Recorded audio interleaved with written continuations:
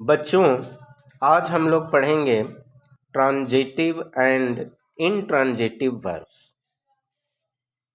Let us consider the following sentences. नीचे जो sentence दिए गए हैं उन पे विचार करते हैं। फर्स्ट सेंटेंस है राधा लाइक्स चॉकलेट। इसमें राधा सब्जेक्ट है, लाइक्स वर्ब है, जबकि चॉकलेट डायरेक्ट ऑब्जेक्ट है। डायरेक्ट ऑब्जेक्ट का मतलब कि वह नाउन या प्रोनाउन जो एक्शन को रिसीव करता है। जैसे एक्शन है लाइक्स, इसका रिसीवर है चॉकलेट, तो ये डायरेक्ट ऑब्जेक्ट हो गया। इस सेंटेंस में इस वर्ब लाइक्स के साथ डायरेक्ट ऑब्जेक्ट चॉकलेट भी है। दूसरे सेंटेंस में वी बॉट द हाउस, हम लोगों ने घर खरीदा। यहाँ भी जो वर्ब है बॉट, इसका डायरेक्ट ऑब्जेक्ट है हाउस, क्योंकि जो एक्शन है उसका रिसीवर है द हाउस। तीसरे सेंटेंस में द बेबी स्लेप्ट, शिशु सो गया। इसमें हम देखते हैं कि ओनली सब्जेक्ट है और उसके बाद वर्ब है। फोर्थ सेंटेंस में माय फादर अराइव्ड, मेरे पिता पहुंच गए।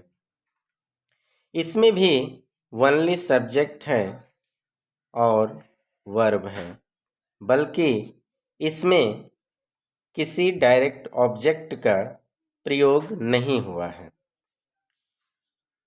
तो बच्चों, इस आधार पर हम कह सकते हैं कि transitive verb a verb that is used with a direct object. A verb that is used with a direct object is called a transitive verb. यानी एक वर्ब जिसका प्रयोग एक डायरेक्ट ऑब्जेक्ट के साथ किया जाता है वह एक ट्रांजिटिव वर्ब कहलाता है। जैसे ऊपर के दो सेंटेंस में हमने देखा कि वर्ब के साथ डायरेक्ट ऑब्जेक्ट का प्रयोग किया गया था, इसलिए वो दोनों वर्ब क्या कहलाएंगे? ट्रांजिटिव वर्ब कहलाएंगे। लेकिन a verb that is not used with a direct object, एक वर्ब जिसका प्रयोग एक डायरेक्ट ऑब्जेक्ट के साथ नहीं किया जाता है, इज कॉल्ड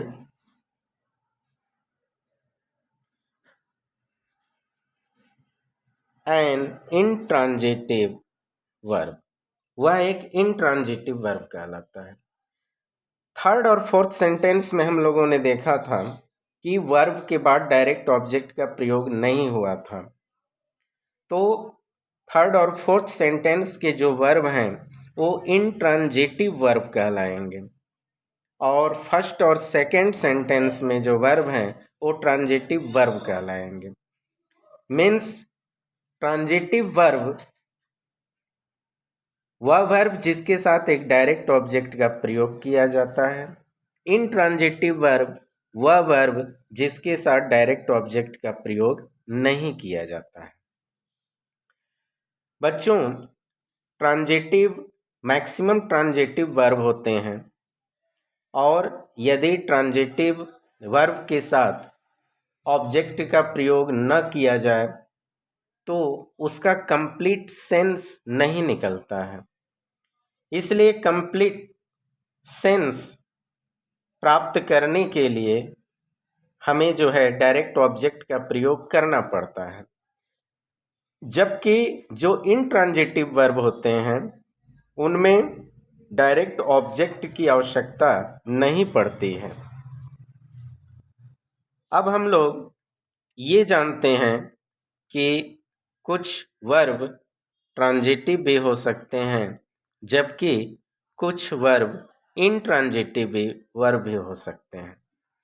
जैसे हम यहाँ एक एग्जाम्पल लेते हैं, ही रन्स एवरी मॉर्निंग, वह प्रत्येक सुबह दौड़ता है।